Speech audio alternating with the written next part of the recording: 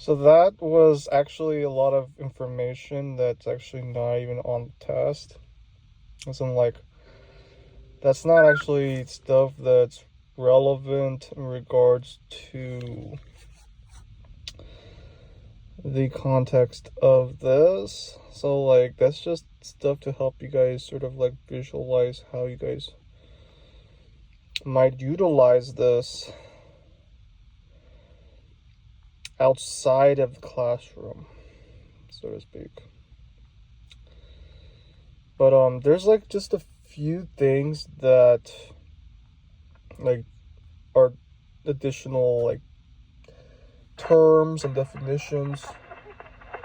For example, there's like types of revenue. For example, like it's not like just a product per se. It could be like a service. So there's could be like sales revenue, but there could also be like service revenue, interest revenue, and there's other revenues.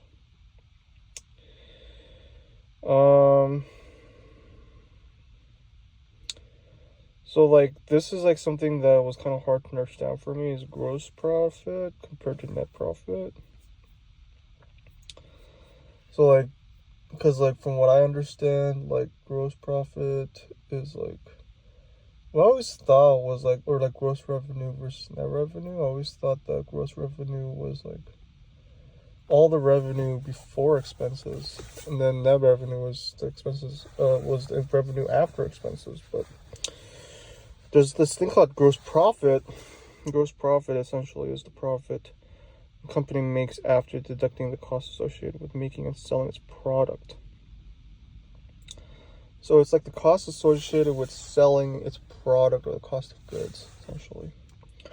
That's really what it is. And there's this thing called like bad debt expense, which is like credit that some customers will never pay, essentially. And there's this thing called depreciation.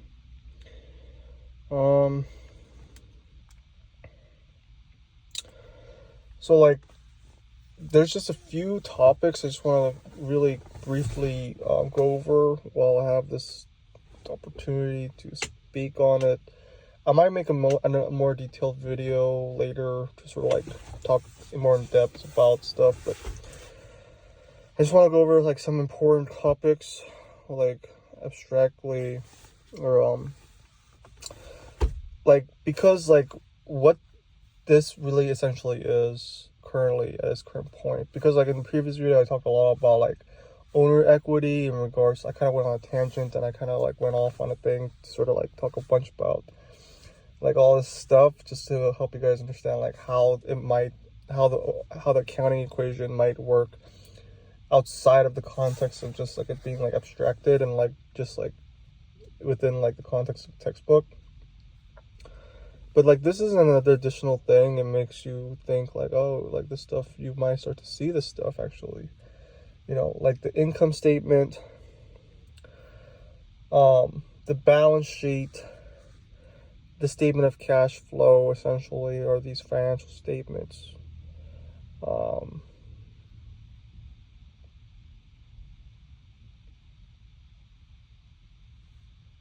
These financial statements, and they all have like an interrelationship, like all three of these like financial statements.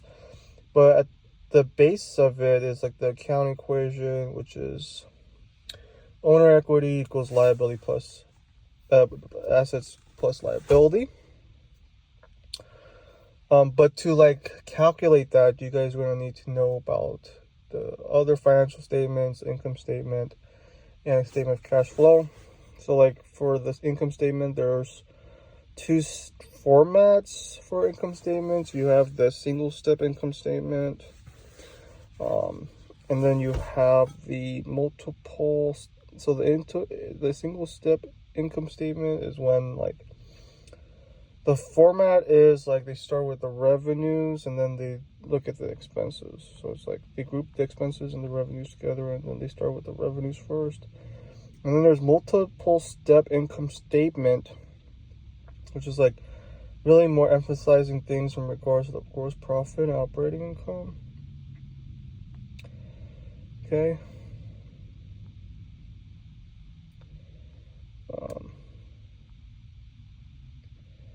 And then there's this thing called net income. So net income, net loss,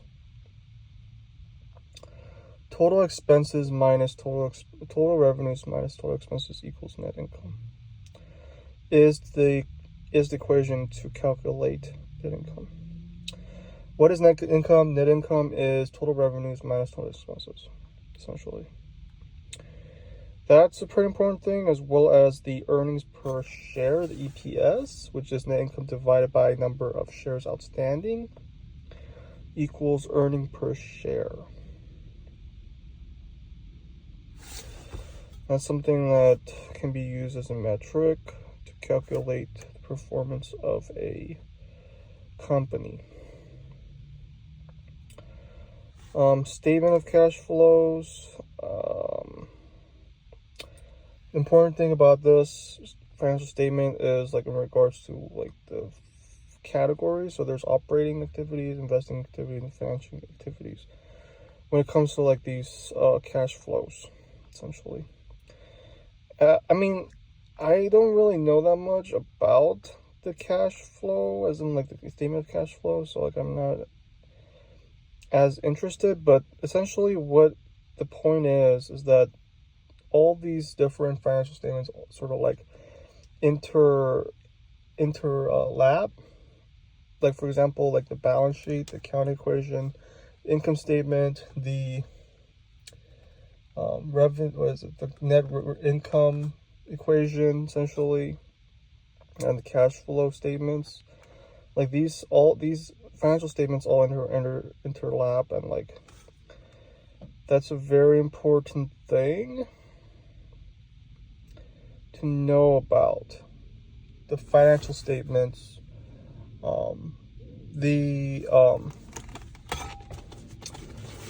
The owner equity part is just one part of the accounting equation. The accounting equation is just one part of calculating the balance sheet. Balance sheet, of course, is like a detailed list of all the owner equity, which is like the capital stock, the retained earnings, as well as the liabilities, which are like the expenses, as well as like debts, like account receivable, account payables, as well as the assets, which are stuff such as cash, which could be like current or long-term assets. Long-term assets could be like things like buildings, and there's like a lot of things you guys have to think about when you guys put in the numbers for this stuff, like purchase market price or purchase price.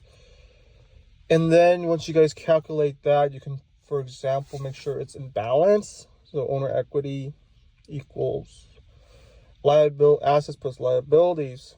You get this balance sheet. But then additionally, you guys have to wonder how the heck we got all the numbers from it. You guys also have to take a look at this thing called the income statement.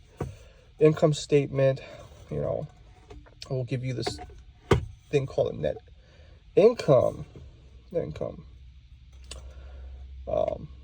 Net income is going to be total revenue minus total expenses. You guys gonna be able to calculate that possibly from the balance sheet, as well as the statement of cash flow. And you guys get a number from that. You can probably do the balance sheet for cash and the asset. And you can see how all these financial statements sort of intersect and are all readily relevant to each other. Very important regards to accounting and how to like keep track of all these different financial transactions within this business. And these are essentially following the GAAP, generally accepted accounting principles. If you guys have any other questions about what I've gone through currently, I would have made sort of like a video on that, but this is like just reiterating it, as well as talking a little bit more about some of the details. If you guys have any questions, comments, drop a like, something like that. Thank you.